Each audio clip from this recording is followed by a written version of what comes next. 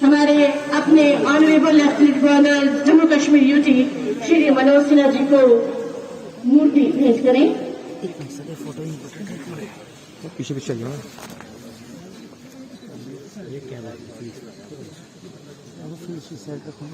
सभी पद्मश्री एक मंच पर मूर्ति भेंट करते हुए, फर्स्ट टाइम हुआ ऐसा कि इतने पद्मश्री ऐसा पहली बार होता है और जितने नहीं आए हैं उनकी अप्रूवल भी है, ब्लेसिंग्स भी। पद्मश्री प्रोफेसर सामने हो जाए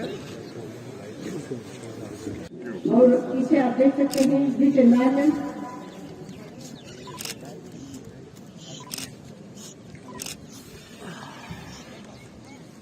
और आपके साथ सतीश मनहास जी, माजिद मलिक जी और नूर हुसैन साहब। महापुरुष अजीत सिंह जी को और सरदार कीर्तन सिंह जी को क्या आप मंच पर आए, ये शॉल जो है पहनाए।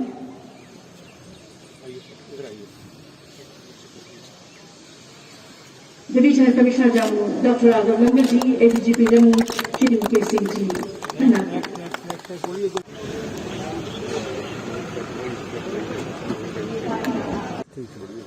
हाथ पकड़िए जनाब, इधर आ जाइए, इधर भी आइए।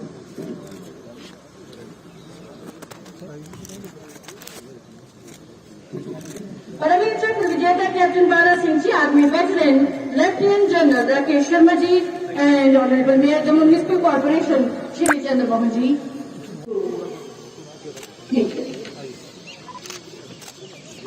कोई रहा तो नहीं, कोई रवि को भी बुला लो, रवि को बुला लो।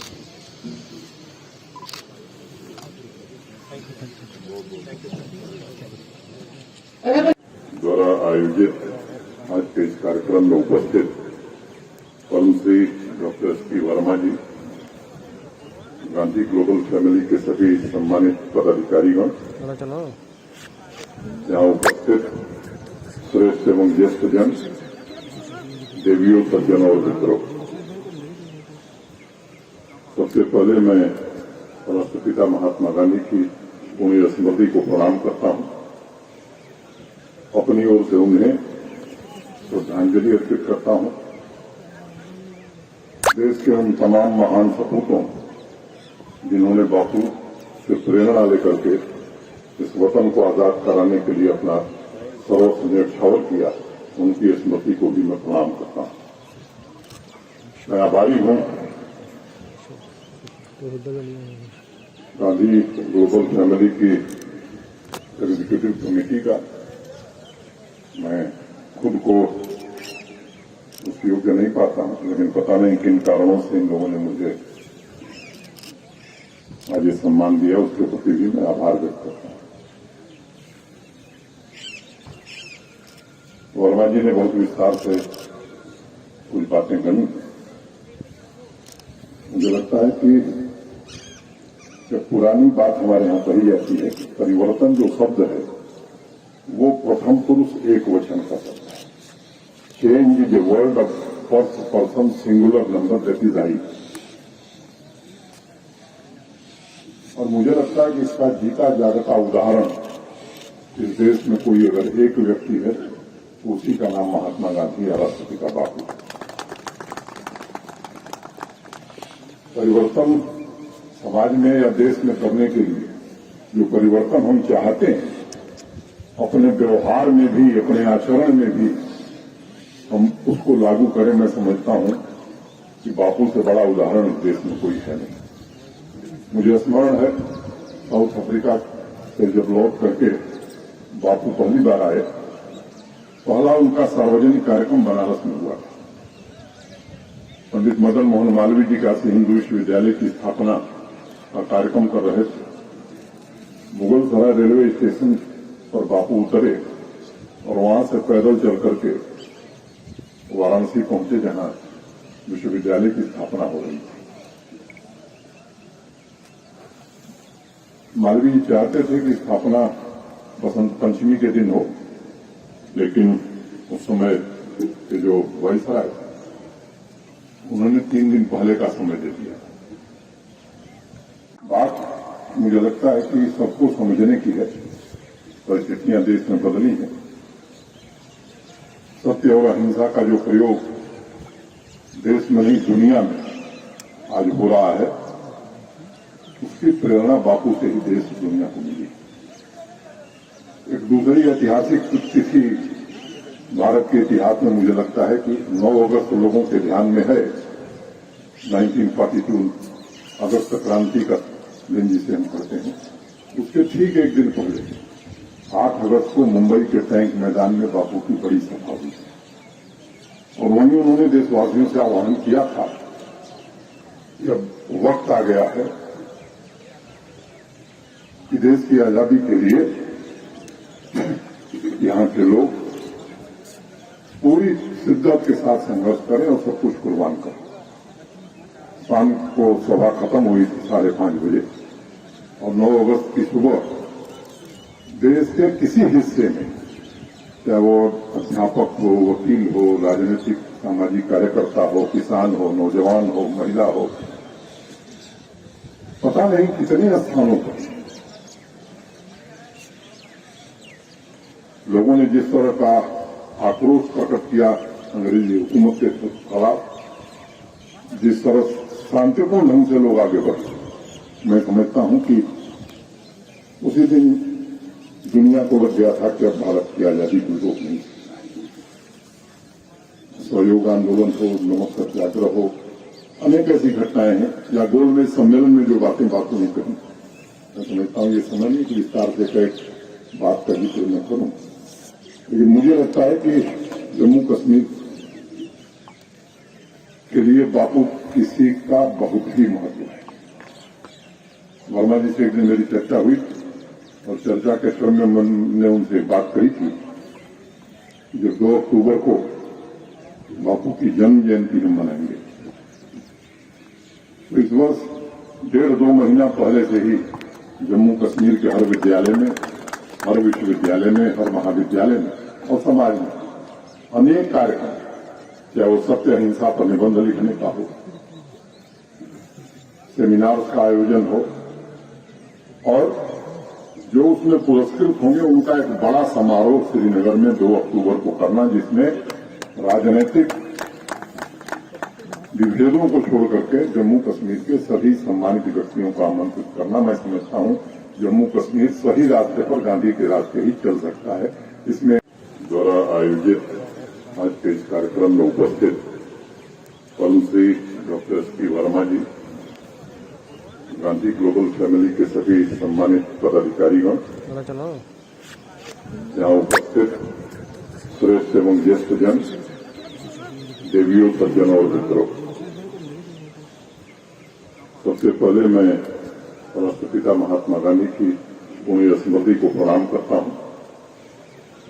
अपनी ओर से उन्हें श्रद्धांजलि अर्पित करता हूं। देश के उन तमाम महान सपूतों जिन्होंने बापू से प्रेरणा लेकर के इस वतन को आजाद कराने के लिए अपना सर्वस्व न्यौछावर किया, उनकी स्मृति को भी मैं प्रणाम करता हूं। मैं आभारी हूं गांधी ग्लोबल फैमिली की एग्जीक्यूटिव कमेटी का। मैं खुद को उस योग्य नहीं पाता हूं, लेकिन पता नहीं किन कारणों से इन लोगों ने मुझे आज ये सम्मान दिया, उसके प्रति भी मैं आभार व्यक्त करता हूं। वर्मा जी ने बहुत विस्तार से कुछ बातें कही। मुझे लगता है कि जब पुरानी बात हमारे यहां कही जाती है कि परिवर्तन जो शब्द है वो प्रथम पुरुष एक वचन का शब्द है। Change is a word of first person singular number, that is I. और मुझे लगता है कि इसका जीता जागता उदाहरण इस देश में कोई अगर एक व्यक्ति है तो उसी का नाम महात्मा गांधी या राष्ट्रपिता बापू। परिवर्तन समाज में या देश में करने के लिए जो परिवर्तन हम चाहते हैं, अपने व्यवहार में भी, अपने आचरण में भी हम उसको लागू करें, मैं समझता हूं कि बापू से बड़ा उदाहरण इस देश में कोई है नहीं। मुझे स्मरण है साउथ अफ्रीका से जब लौट करके बापू पहली बार आए, पहला उनका सार्वजनिक कार्यक्रम बनारस में हुआ। पंडित मदन मोहन मालवीय जी काशी हिंदू विश्वविद्यालय की स्थापना का कार्यक्रम कर रहे थे। मुगल सराय रेलवे स्टेशन पर बापू उतरे और वहां से पैदल चल करके वाराणसी पहुंचे, जहां विश्वविद्यालय की स्थापना हो रही थी। मालवीय जी चाहते थे कि स्थापना बसंत पंचमी के दिन हो, लेकिन उस समय के जो वायसराय उन्होंने 3 दिन पहले का समय दे दिया। सबको हृदय से बधाई देना चाहता हूं। और मुझे लगता है कि जो उनके दिल के करीब चीजें, स्वच्छता, मैं नहीं कहूंगा कि स्वच्छता पर काम इस देश में नहीं है, लेकिन बापू जिस मूल बात पर विश्वास करते थे, जैसा अभी वर्मा जी ने कहा कि सरकार करे उससे पहले जनता आगे आवे। जब कार्यक्रम जन भागीदारी से होता है तो मुझे लगता है वो कार्यक्रम सफल होता है, उसका व्यापक असर होता है।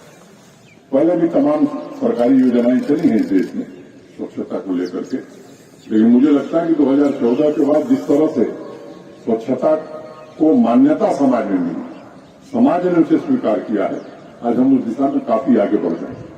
जम्मू कश्मीर में भी ओपन डेफिकेशन फ्री शौचालय बनना, लेकिन मुझे लगता है जब तक आचरण और व्यवहार हमारा उस तरह का नहीं होगा, उस लक्ष्य को हम नहीं प्राप्त कर सकते। पर्यावरण की बात अभी कही गई। ये सच है कि बहुत विकास कैसा हमारा होना चाहिए, इस पर एक गंभीर चिंतन आज पूरी दुनिया में हो रहा है। और विकास के नए आयामों में जहां हमें अनेक उपलब्धियां दी हैं, मुझे लगता है कि वहीं हमें हमारी चिंताएं भी बढ़ाएंगी। तो एक संतुलित विकास कैसे, और जो हमारी पुरातन संस्कृति रही है, सभ्यता रही है, उसमें इन सब चीजों का ध्यान रखा गया, हमारे पूर्वजों ने रखा। मुझे लगता है कि अब वक्त आ गया कि अगर हमने देर की तो शायद आने वाली पीढ़ियां हमें क्षमा नहीं करेंगी। तो इन 2 बिंदुओं पर भी विचार करके कार्यक्रम क्या हो सकता है, प्रशासन भी पूरी शिद्दत से इसमें काम करेगा, और जो लोग इन क्षेत्रों में काम करें उन समय विनम्रतापूर्वक ये प्रार्थना करना चाहूंगा कि आपका भी जो सहयोग, सुझाव जो भी है, खुले मन से उसे हम सब स्वीकार करने के पक्षधर हैं। और किसी दिन बैठ करके हम सब इस पर चर्चा करके सामूहिक ढंग से और सबकी सहमति से कार्यक्रम बना करके पूरे जम्मू कश्मीर में अगर हम करेंगे, तो मैं समझता हूं कि वही बापू को सही श्रद्धांजलि होगी। और मुझे लगता है कि जम्मू कश्मीर भी भारत का जो अभिन्न अंग है, विकास और शांति के रास्ते पर आगे बढ़ पाएगा।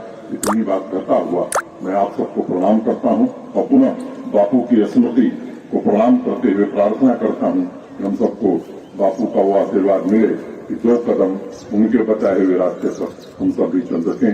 धन्यवाद। जय हिंद, जय भारत, जय महात्मा गांधी।